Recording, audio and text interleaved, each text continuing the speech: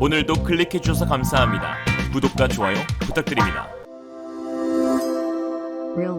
최근 중국 시진핑이 추진하고 있는 최대 역의 사업인 일대일로가 붕괴 조짐을 보이고 있습니다. 각종 부실 공사로 균열, 결함이 잇따르고 있고 중국의 고금리 대출 사업으로 막대한 채무를 떠안게 된 참여국들은 경제 파산까지 선포하여 자국의 경제 군사 거점을 내주는 일까지 벌어지고 있는데요. 에콰도르에선 건설비 27억 달러가 들어간 건국 이후 최대 건설 프로젝트 코카코도 싱클레어 수력 발전소가 지난 2016년 완공된 지 10년도 안 되어 댐에서 수천 개의 균열이 발견됐고 이에 정상 가동이 불가능한 상황인데요. 댐의 건설사는 중국 수전이었으며 건설비도 대부분 중국에서 빌려온 차관이었습니다. 에콰도르 매체에 따르면 포카강 유역 경사면이 침식하고 있어 댐이 위태로운 상황이라고 지적하면서 당장 내일 무너질지 6개월 후에 무너질지 알 수가 없는 상황이라고 지적하였습니다. 파키스탄에서도 지난해 닐룸젤룸 수력발전소 터빈에 물을 공급하는 터널에서 균열이 발견되면서 이로 인해 발전 비용이 증가해 파키스탄 정부는 지난 7월부터 매달 4,400만 달러의 추가 비용을 부담하고 있습니다. 또한 2019년 우간다에 중국 기업이 세운 이신바 수력발전소에서도 최근 500개 이상의 결함이 발견되었는데 우간다 전력당국에 따르면 공사를 맡은 중국 업체가 수초나 잔해를 걸러내는 부유식품을 제대로 만들지 못해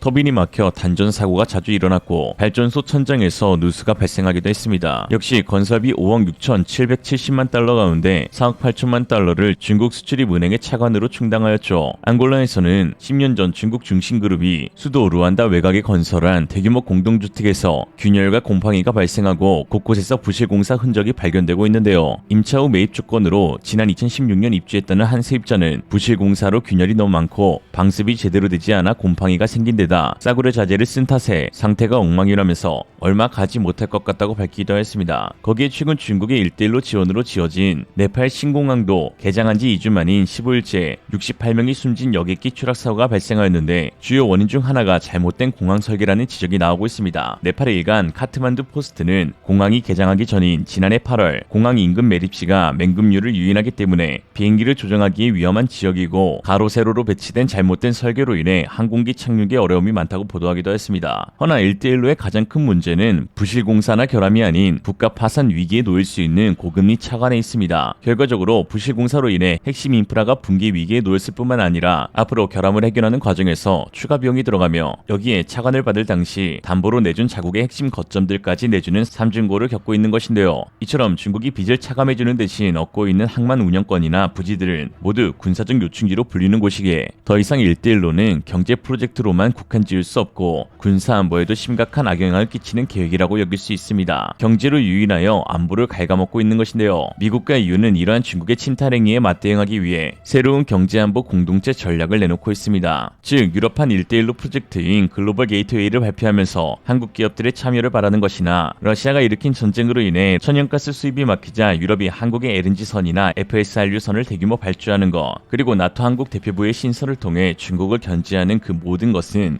경제가 안 보이고 안보가 경제인 것을 알 수 있는 부분입니다. 특히 오늘 29일 옌스 스톨텐베르그 북대서양 조약기구 나토 사무총장이 한국을 방한하였는데요. 나토는 지난해부터 중국 견제를 목적으로 미국 유럽 중심의 집단방위 체제라는 틀을 벗어나 인도태평양 국가들과의 협력을 북적 강화하였는데 여기서 한국의 역할에 대한 중요성이 꾸준히 언급되고 있습니다. 이에 중국은 반발하며 아시아 태평양 지역을 어지럽히는 행위로 규정하였고 그러면서 나토는 명백히 북대서양 군사조직인데 최근 아태 지역에 달려와서 위세를 떨면 크게 다칠 수 있다고 부들부들대었습니다. 그러나 정작 타 지역에서 위세 떨다 크게 다치고 있는 국가는 오히려 중국인데요. 경제 지원을 위시한 중국의 군사적 위협이 심화됨에 따라 1대1로 참여국 곳곳에서는 시민들의 반대 시위가 연일 이어지고 있는 상황입니다. 카자흐스탄, 키르기스탄, 미얀마 등 가는 곳마다 현지 주민들의 거센 반대 여론에 직면하고 있는데요. 더 이상 1대1로는 중국이 주장하는 공정 공영의 21세기 비단길이 아니라 중국에 대한 반대 여론을 전 세계로 확산시키는 반중의 길이 되어가고 있는 것이죠.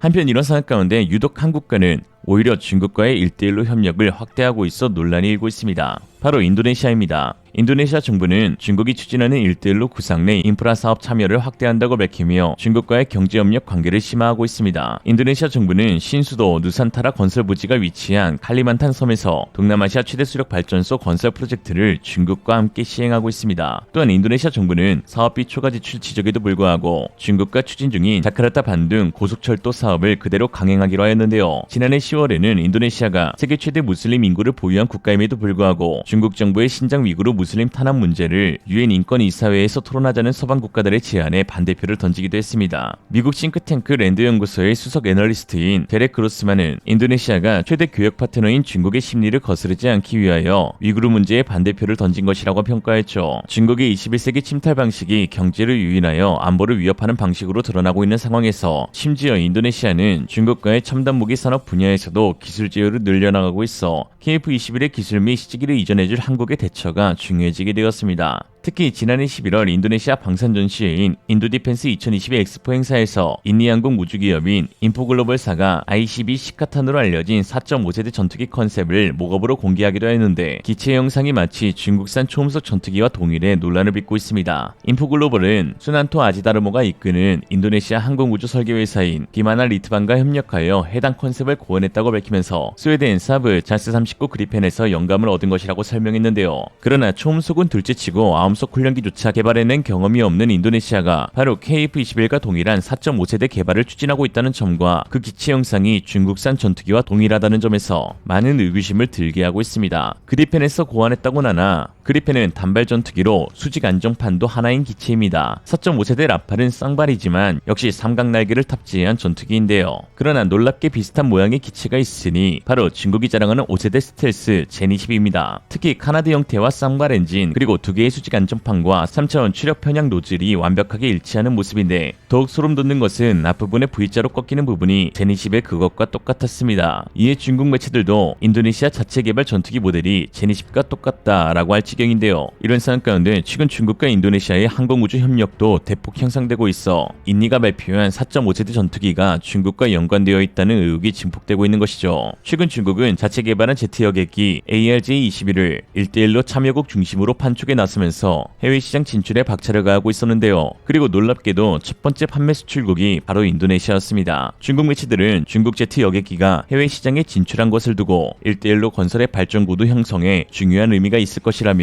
그 속내를 감추지 않았는데요. 인도네시아 항공사인 트랜스누사는 무려 30기의 ARJ-21을 도입하기로 하였습니다. 일각에서는 단순 민간 항공기 몇 대 수입하는 거 가지고 무슨 KF-21까지 들먹거리냐라고 하실 수 있지만 그럼에도 미심적인 부분이 많은 것도 사실입니다. ARJ-21 제조업체 코맥은 중국 정부 소유의 국유기업인데 그 대주주가 바로 제니10의 제조업체인 중국 청두항공기 공업그룹입니다. 여기에 트랜스누사는 인도네시아 I-22 모겁을 발표한 인포글로벌의 자회사격 회사로 이에 중국과의 상당한 기술 제휴가 이루어지고 있음을 짐작해 볼 법한 것이죠. 인도네시아가 KF-21 개발 과정에서 분담금을 미납한 채 기술 이전에 목매는 것은 어쩌면 배후에는 중국이 있을 수 있습니다. 현재 중국과 인도네시아는 여러 분쟁 요소를 겪고 있지만 때로는 필요에 의해서 공생하고 있는 악어와 악어새 관계라고 볼 수 있는데요. 미국 싱크탱크 카네기 국제평화재단의 현지화된 중국과 인도네시아 기술협력의 성공이라는 제목의 칼럼에서는 자유민주주의 국가들이 제기하는 우려는 인도네시아의 중국에 대한 기술 의존이 결국 같은 정치적 이해관계를 갖게 될 것이라는 데에 있다. 화웨이와 GTE 두 기업은 다른 어떤 외국 기업보다 더 깊숙이 인도네시아에 침투해 공무원, 기술자, 학생들에게 보안교육을 제공하고 있다. 화웨이는 5년 이내에 10만 명의 인도네시아인으로 구성된 자사의 기술자를 양성한다고 했다. 인도네시아인 역시 이들을 적대자가 아닌 파트너로 간주한다며 우려를 나타내기도 했죠. 싱가포르 매체 더 월드 폴리오에 따르면 인도네시아 국방부 미래협력 국장인 팀블시안 박사는 7대 핵심 전략을 꼽으면서 그 가운데 2014년 이후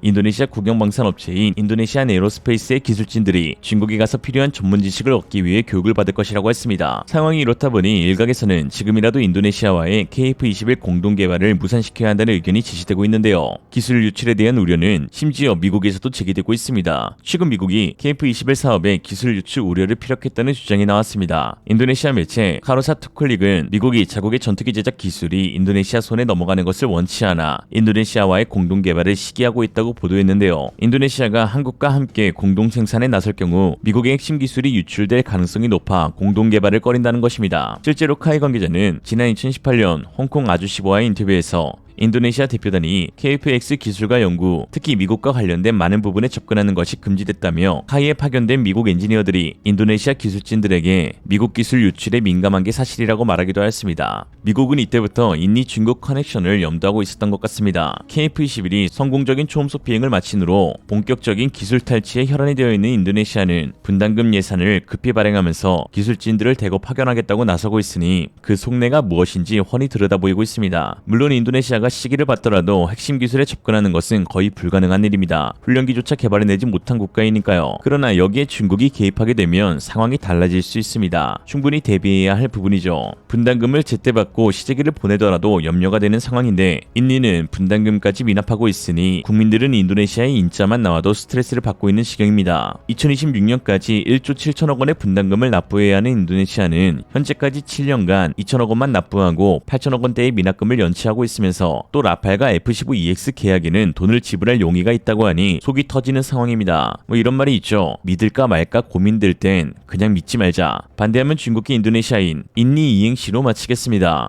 인지분이 니나 중국이나. 이상으로 리얼리즘이었습니다. 여러분의 생각은 어떠신가요? 현명하고 지혜로운 여러분의 의견을 지금 댓글에 남겨주세요. 감사합니다.